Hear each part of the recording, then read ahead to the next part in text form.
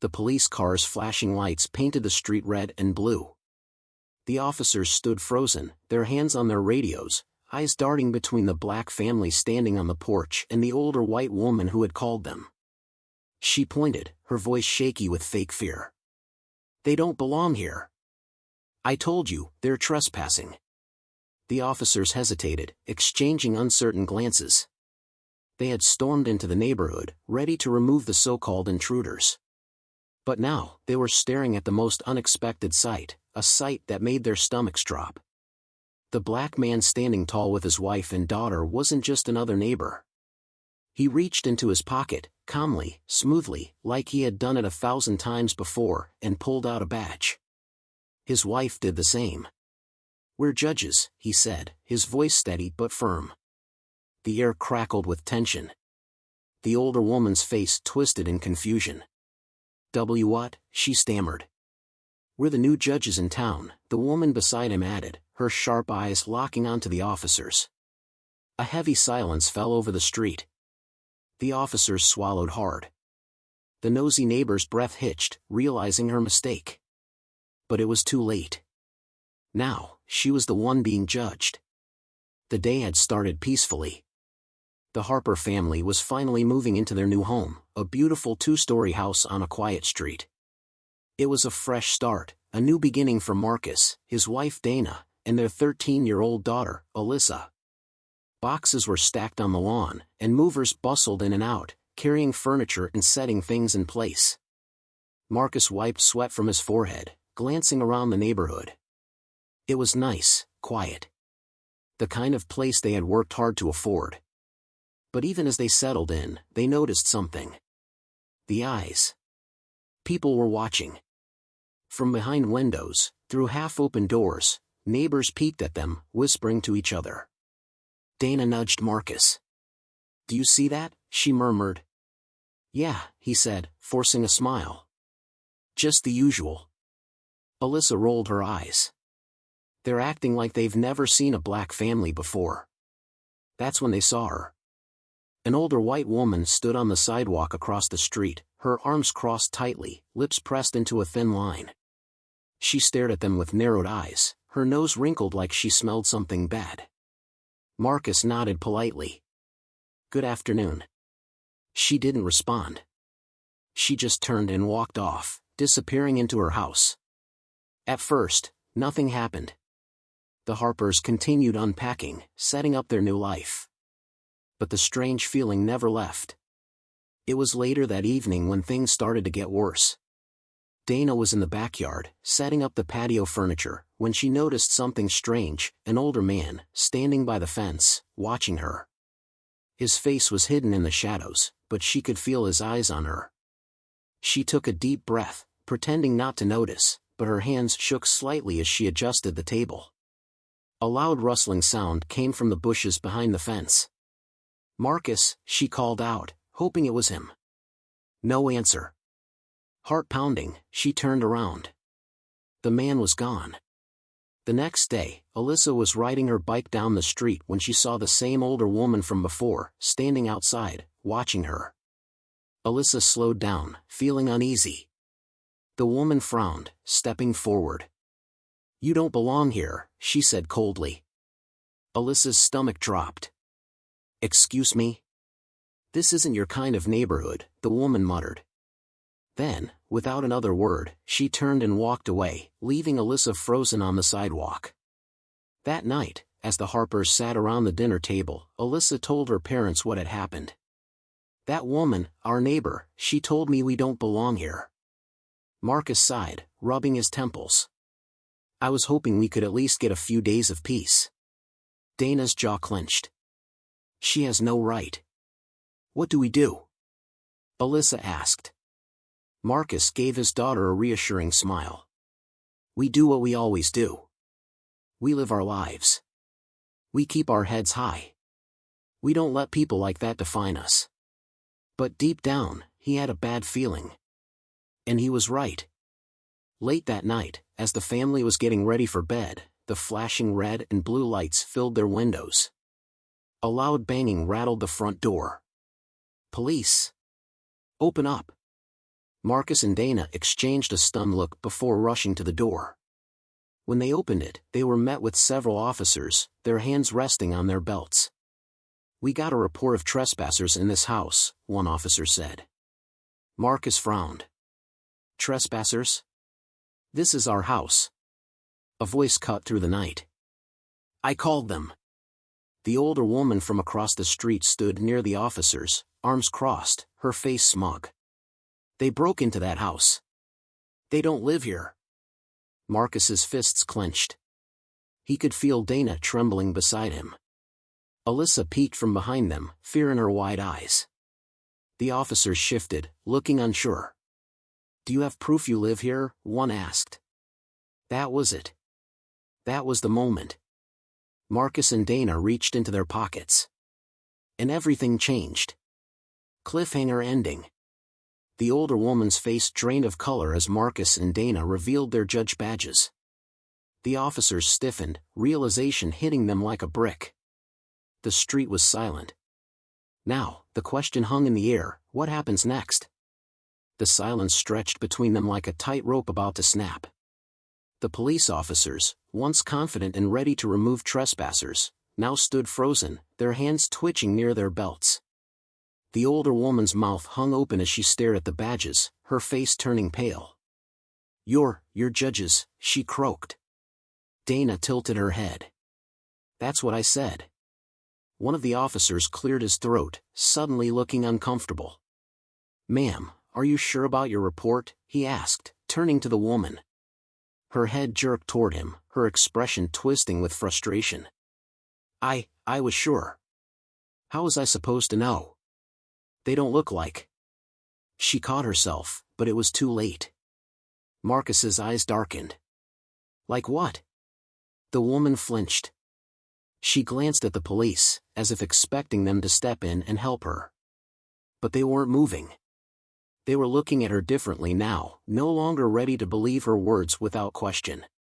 One of the officers sighed and rubbed his temple. "Ma'am, they clearly live here. This was a false report." Dana crossed her arms. "And false reports are a crime, aren't they?" The officer stiffened. "Yes, ma'am. They are." The woman's eyes widened. "What? No. I was just trying to protect the neighborhood." "From what?" Marcus asked, his voice sharp. "A family moving into their own home?" The officers exchanged glances. The tension in the air was thick, suffocating. Then, the police radios crackled. "Dispatch, any update on the possible break-in?" One officer hesitated before pressing the button. Negative. It was a false report." Marcus's jaw tightened. He could see Dana's hands trembling, and he reached over, squeezing them gently. Alyssa, standing behind them, gripped the doorframe so tightly her knuckles turned white. The officer cleared his throat. "We'll be on our way now." He shot a final glance at the older woman. "I suggest you don't waste our time like this again." Then, just like that, the cops were gone, their cars disappearing down the street. But the damage had been done. The woman stood there, still in shock, her lips pressing together in frustration. She turned to Marcus and Dana, her face twisting into something ugly. "You don't scare me," she spat. "Judges or not, people like you don't belong here." Alyssa let out a small gasp, but Marcus only smiled. It wasn't a friendly smile. It was the kind of smile that made people nervous. Dana took a step closer. "Oh, we belong here," she said, her voice smooth but firm. "And we're not going anywhere." The woman clenched her jaw, turned on her heel, and stormed back across the street. The Harpers stood there, watching her go, the night air still thick with tension. Alyssa finally spoke. "Mom. Dad, what if she tries something else?" Marcus exhaled, glancing at his wife. "Then we'll be ready." The next morning, the neighborhood was quiet. Too quiet. As Dana watered the plants in the front yard, she noticed curtains shifting. Neighbors peeking through their windows. She could feel their eyes, the weight of their stares. She ignored them. She wouldn't let them win. But then, the whispers started. At the grocery store. At the coffee shop. Even at Alyssa's school. People talking, staring, pretending to smile when she caught them in the act. They're judges? Do you think they'll start changing things? Maybe they'll try to take over. Dana bit the inside of her cheek, pushing down the frustration bubbling inside her. She had seen this before. People who felt threatened without reason.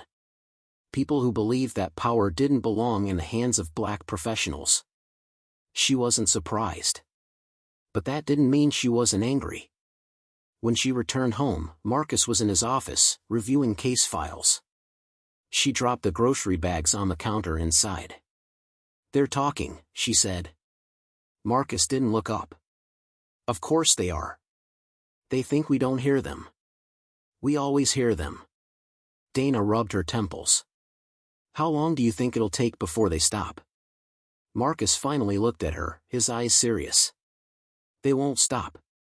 She exhaled heavily, leaning against the counter. "I know." And she was right. Because later that night, something worse happened. It started with a sound. A small scratching noise at first. Faint. Almost too quiet to notice. But then it grew louder. Alyssa was the first to hear it. She sat up in bed, her heart thumping as she listened. It was coming from outside. She crept to her window and peeked out. And her stomach dropped.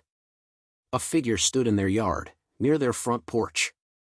She couldn't see their face, but they were holding something. A can. Alyssa's breath caught in her throat. She recognized it instantly, spray paint. She stumbled back, her pulse racing, before she turned and ran down the hall. "Mom! Dad!" Dana and Marcus came rushing out of their bedroom, alarmed. "There's someone outside." Alyssa panted. "I think they're trying to vandalize the house." Marcus didn't hesitate. He stormed toward the front door, throwing it open. And there, under the porch light, was a man, caught red-handed, spray paint dripping from his fingers. The word he had started to write on the front wall was halfway finished. "Ghetto!" The man's head snapped up in panic, his eyes wide. Marcus took a step forward, his presence towering, his voice cold as ice. "Do you have something you'd like to say to me?" The man staggered back, dropping the can. He turned on his heel and ran, disappearing into the shadows. But Marcus didn't chase him. He didn't have to. Because this wasn't over. Not by a long shot. Cliffhanger ending. Dana stepped outside, her eyes landing on the half-written message on their wall. Her lips pressed into a thin line. Marcus inhaled sharply, fists clenching. "Enough is enough." Dana turned to him. "What are we going to do?" And Marcus's next words sent a chill through the air. "We're going to remind them exactly who we are." The next morning, the Harpers wasted no time. Marcus called a professional cleaning service to scrub the paint off the wall, but he knew that wasn't enough. This wasn't just vandalism.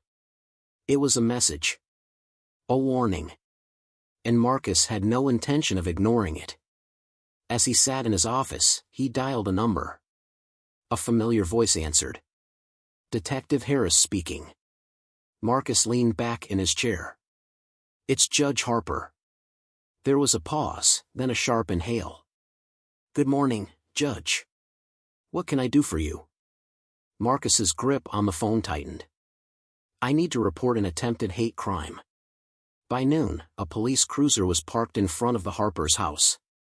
2 officers took photos of the half-clean wall, measuring the height of the letters. Detective Harris, a tall black man with sharp eyes, stood with Marcus on the porch. "This wasn't just some kids playing a prank," Harris muttered, watching the officers work. "Someone wanted you to leave." "They're wasting their time," Marcus said flatly. "We're not going anywhere." Harris nodded. "Do you have any idea who might have done this?" Marcus exhaled through his nose. "I have a good guess. The Harpers' racist neighbor. The same woman who called the cops on them." The same woman who, even now, peeked out from behind her curtains, watching them like a hawk. But Marcus had no proof. Not yet. Harris seemed to read his thoughts. I'll run some extra patrols through the neighborhood. If they come back, we'll catch them. Marcus nodded, but his jaw remained tight. He wasn't interested in waiting for another attack. That evening, Dana sat at the kitchen table, staring at the news. A local reporter was talking about tensions in the community after a black family moved into a historically quiet neighborhood. Dana scoffed. They really know how to twist a story. Alyssa sat across from her, stirring her tea. Mom, are we safe here? Dana's heart ached at the fear in her daughter's voice. She reached across the table, squeezing Alyssa's hand. Yes, she said firmly. Because we're not backing down. Alyssa nodded, but Dana saw the worry still lingering in her eyes. They had to do something. 2 days later, something unexpected happened. A flyer appeared on every mailbox in the neighborhood. Community meeting at City Hall, hosted by Judges Dana and Marcus Harper. Let's talk about the future of our neighborhood. The news spread like wildfire. Some people were curious. Others were furious. But everyone knew one thing: the Harpers weren't just moving in. They were taking charge. The night of the meeting, the room was packed. People from the neighborhood sat in the audience, their faces tense. Some were angry. Some were just confused. At the front of the room, Marcus and Dana stood side by side, dressed in their formal robes. Alyssa sat in the front row, watching with wide eyes. Dana stepped forward first. Thank you all for coming. We wanted to have this meeting because, frankly, we know not everyone is happy that we're here. The murmurs in the crowd grew louder. Marcus raised a hand. But we're not here to argue. We're here to make one thing clear: we belong here just as much as anyone else. And we will not tolerate hate in this community. Silence fell over the room. Then, someone stood up. It was their neighbor. The same woman who had called the cops on them. She crossed her arms, her expression hard. So, what? You think you can just move in and take over? Dana's eyes locked onto her. We're not taking over anything. We're doing what judges do, bringing justice. The woman scoffed. Justice? You're trying to change everything. Marcus leaned forward. Maybe change is exactly what this neighborhood needs. More murmurs. Some people nodded. Others frowned. The woman's face turned red with frustration. I just want things to stay the way they were. Dana's voice was calm, but strong. The world is changing. It's time this community did too. And then, someone in the crowd clapped. Then another. And another. Slowly, the applause grew. The neighbor's face twisted in anger, but she was outnumbered. For the first time, she realized she had already lost. When the meeting ended, people approached the Harpers, shaking their hands, welcoming them properly. As they walked out of City Hall, Alyssa grinned up at her parents. I think we won, she said. Dana smiled, wrapping an arm around her daughter. We didn't win, Marcus said, looking back at the neighborhood. But we sure as hell started something.